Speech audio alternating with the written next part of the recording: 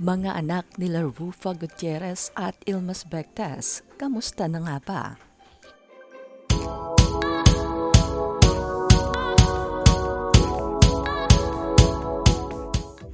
Ilang araw na lang ay magdedebo na ang bunsong anak nila Yilmaz Bektas at Ruffa Gutierrez na si Venice, na kasalukuyang nasa senior high.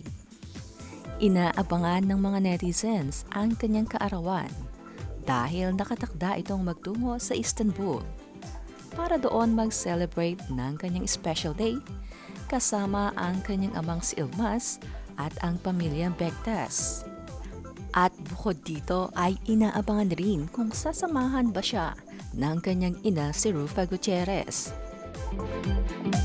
At dahil ilang araw pa yan ay atin munang kamustahin ang mga anak nila Yilmaz at Ruffa, pati na rin ang panganay ni Yilmaz na si Yilmaz Bektas.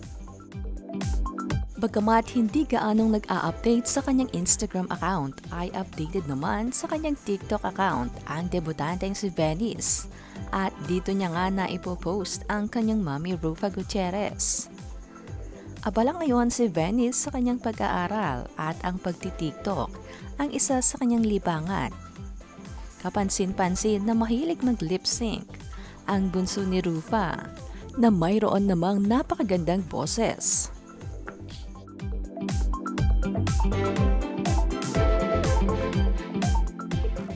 Ang panganay naman nila Yilmaz at Ruffa na si Lorraine ay nasa Los Angeles na ulit para sa kanyang pag-aaral. Unlike Venice, si Lorraine ay mas aktibo sa Instagram at mas madalas itong mag-update. Ganoon din sa kanyang TikTok account. Bukod sa TikTok at Instagram ay may YouTube channel rin si Lorraine kung saan siya nagpapahagi ng mas maraming detalye ng kanyang buhay behind the scenes. Sa isa sa kanyang TikTok video ay ibinahagi pa ni Lorraine ang ilan sa scariest paranormal experience niya na aniya ay nangyari sa kanilang childhood home. Narito at panoorin ang kanyang kwento. So a few people have asked about my paranormal experiences. My scariest paranormal experiences all happened in my childhood home. So this was kind of a rundown home that my family bought when I was around 4 and completely renovated. In the backyard, there was a giant, huge mango tree, probably over 20 feet tall. And naturally, when we were renovating the house, they wanted to cut down the tree so the backyard could be flat.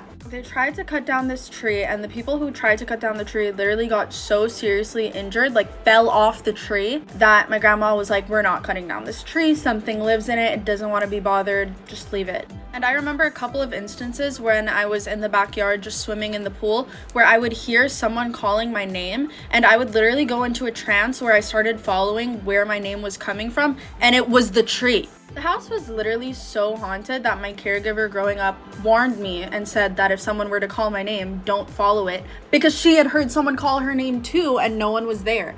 So that was like a reoccurring thing. There was also another instance where I was laying on a mattress on the floor in my mom's room and I saw a pair of feet walk past me and I was alone in the room. And when I sat up to look for who it was, there was literally no one there.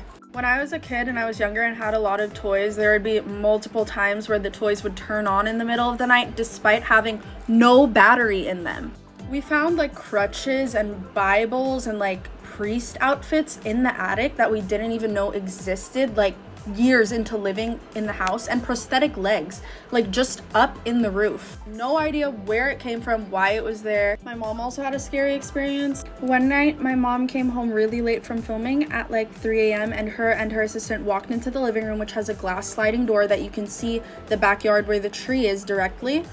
And she was like, "Why is there a man smoking in the backyard at 3 a.m.? Like, is that the gardener?" Because that's who she assumed it would be. And the assistant was just like, "That's not the gardener," and they just ran upstairs. At that point, so much stuff has happened to literally every single person who lived in the house that it was not even a surprise. Every single member of my family has a story in that house. Also, my friends who had never even experienced anything paranormal would be terrified to be alone in that house because they themselves could feel it just walking in.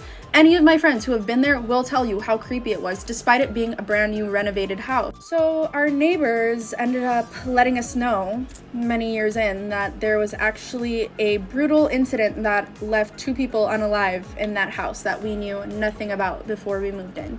We had the house blessed probably over 30 times. It would be like a monthly thing to get it blessed and nothing worked. It got too much that we sold the house because it was so haunted. We ended up selling it to illegal online gamblers who used our pool house to run their illegal business. They got deported and now the house is literally abandoned and it just sits there.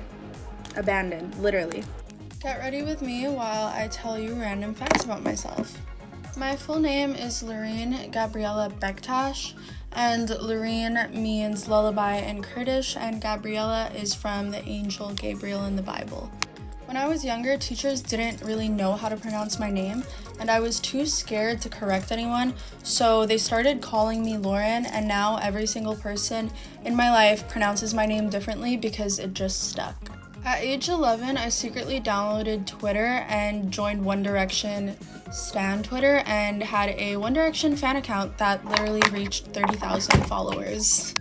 Other than that account, I also had a 5 Seconds of Summer fan account, I had a GOT7 fan account, I had a BTS fan account, and I also wrote fan fiction on Wattpad for literally like 4 years. I have a really weird obsession with sharks. Like, I will binge watch shark documentaries for hours on end ever since I was really young. Throughout pretty much my whole life, my favorite genre of music is and has been punk rock. I refuse to get my license because although I can pretty much drive like back and forth, being around other people on the road gives me too much anxiety to be able to do it. I'm convinced I'm psychic because paranormal activities happen to me way often for it to be normal. When I was younger, I would literally eat anything like Play-Doh to literal glue sticks, and it was a really bad problem until my teacher called me out on it because I was eating glue in class and I was too embarrassed to ever do it again in 2nd grade. I have never tried shrimp or crab ever, and I refuse to, not because I'm scared to, but just because I've gone this long having not tried it that it's just too late to start now. I am the most impulsive person ever, and my plans constantly change based on my gut feeling, because if my gut feeling tells me something, I will never not trust it.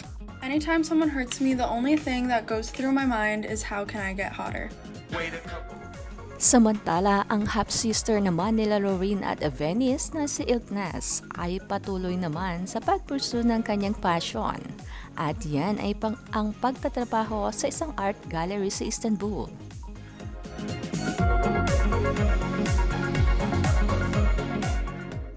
Lutang na lutang rin ang pagiging fashionista nito gaya ng kanyang mga nakababatang kapatid. Marami rin ang nag-aabang kay Yilmaz kung susundan ba niya ang yapak ng kanyang inang si Gorguzel sa pag-aartista. O kaya naman ay kung sasabak ito sa beauty pageant.